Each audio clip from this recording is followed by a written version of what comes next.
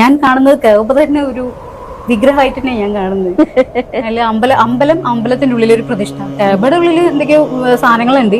പക്ഷെ എന്നാലും ആ കഅബനെ ചുംബിക്കാനും കഅബനെ തൊടാനും ഇവന്മാരെ എന്താ കടന്ന് എന്ത് കാണിച്ചു കൂട്ടുന്നറിയോ. എന്നിട്ട് ഇവരാണ് അമ്പലത്തില് കൊടുക്കുന്ന വെള്ളവും തീർത്ഥത്തിനെയൊക്കെ കുറ്റം പറയുന്നത്. അപ്പൊ ആദ്യമൊക്കെ ഞാൻ ഈ ചെറുപ്പത്തിൽ വിചാരിച്ചിട്ടുണ്ട്, ഇതിന് ചുറ്റും എന്തിനാ നടക്കുന്ന, അമ്പലത്തിൽ നടക്കുന്ന പോലെ. അതൊക്കെ ഹിന്ദുക്കളുടെ ആചാരം. ഞാനിവിടെ വളരെ ബഹുമാനത്തോടു കൂടി ഇസ്ലാം മറ്റു മതസ്ഥരോട് എങ്ങനെയാണോ പെരുമാറാൻ പറഞ്ഞത് അതുപോലെ തന്നെ ആ വാക്കുകളെ, ആ ആദർശങ്ങളെ, ആശയങ്ങളെ മുൻനിർത്തി ഹൃദയത്തോട് ചേർത്ത് വെച്ച് സ്നേഹത്തോടെ സഹോദരി എന്ന് വിളിച്ച് തന്നെ പറയുകയാണ്. നിങ്ങൾ കഅബയെ ഒരു വിഗ്രഹമായി കണ്ടുപോയിട്ടുണ്ടെങ്കിൽ ഞാൻ ഒരൊറ്റ ചോദ്യമാണ് നിങ്ങളോട് ചോദിക്കുന്നത്. നിങ്ങൾ വിഗ്രഹത്തിന്റെ മുകളിൽ കയറി നിൽക്കുമോ? സൃഷ്ടാവിൻ്റെ ഏകത്വത്തെ വിളിച്ചു പറയാൻ വേണ്ടി ബിലാൽ റളിയല്ലാഹു തആല അൻഹുവിനോട് അള്ളാഹുവിൻ്റെ റസൂൽ സ്വല്ലല്ലാഹു അലൈഹി വസല്ലമ തങ്ങൾ കൽപ്പിക്കുന്നുണ്ട്. അത് കേവലം കഅബയെ നോക്കി നിന്നുകൊണ്ട് എൻ്റെ സൃഷ്ടാവിൻ്റെ ഏകത്വത്തെ വിളിച്ചു പറയാനല്ല, മറിച്ച് കഅബയുടെ മുകളിൽ കയറി നിന്നുകൊണ്ട് വിളിച്ചു പറയണം. ആ കഅബയുടെ മുകളിൽ കയറി നിന്നിട്ടാണ് ബിലാൽ റളിയല്ലാഹു അൻഹു ആദ്യം ബാങ്ക് വിളിക്കുന്നത്. അതുകൊണ്ട് ഈ ചരിത്രം നിങ്ങളൊന്ന് പഠിച്ചിരുന്നെങ്കിൽ ഒരിക്കലും ഇതൊരു വിഗ്രഹമായിട്ട് നിങ്ങൾക്ക് പറയാൻ കഴിയുകയില്ല.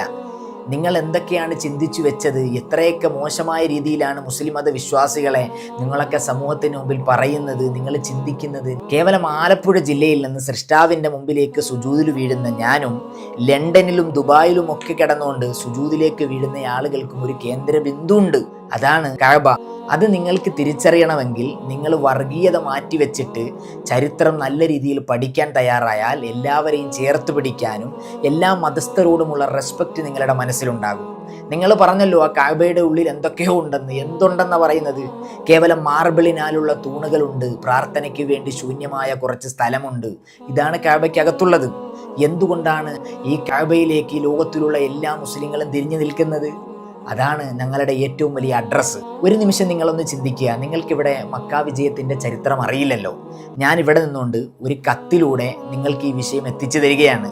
ആ കവറിൽ ഒരു അഡ്രസ്സ് ഞാൻ എഴുതും. ഈ അഡ്രസ്സ് നിങ്ങളാണോ? ഒരിക്കലുമല്ല. പക്ഷേ ഈ കത്ത് എഴുതുന്നത് ആർക്ക് വേണ്ടിയാണ്? നിങ്ങൾക്ക് വേണ്ടിയാണ്. പക്ഷേ ഈ അഡ്രസ്സ് ഇല്ലെങ്കിൽ ഈ കത്ത് നിങ്ങളിലേക്ക് എത്തുമോ? ഒരിക്കലും എത്തൂല. ഇതുപോലെയാണ് സൃഷ്ടാവിലേക്ക് സൃഷ്ടികൾ അടുക്കാനുള്ള ഒരു അഡ്രസ്സാണ് കഅബ എന്ന് പറയുന്നത്. പണമുള്ളവനാകട്ടെ പണമില്ലാത്തവനാകട്ടെ മുതലാളിയാകട്ടെ തൊഴിലാളിയാകട്ടെ എല്ലാവരും ഒരേ വേഷത്തിൽ ഒരേ ചിന്തയോടുകൂടി ലോകത്തിൻ്റെ ഏതെങ്കിലും ഒരു ഭാഗത്ത് ഒരുമിച്ച് കൂടുന്നുണ്ടെങ്കിൽ അത് ഒരേ ഒരു സ്ഥലം മാത്രമേ കാണിക്കാൻ കഴിയുകയുള്ളൂ, അതാണ് കഅബ. ഞങ്ങളും ഞങ്ങൾക്ക് മുമ്പ് കഴിഞ്ഞുപോയ തലമുറയും ഇനി ഞങ്ങൾക്ക് ശേഷം വരാനുള്ള തലമുറയും ഇത് പിന്തുടർന്നു പോകും. ഇത് പ്രപഞ്ചനാഥൻ്റെ കരാറാണ്. ഇനി നിങ്ങൾ എത്രത്തോളം വർഗീയത ഇനി പറഞ്ഞാലും മറ്റു മതസ്ഥരോട് റെസ്പെക്റ്റോടു കൂടിയുള്ള പെരുമാറ്റം ഞങ്ങൾ മുമ്പോട്ട് കൊണ്ടുപോവുക തന്നെ ചെയ്യും.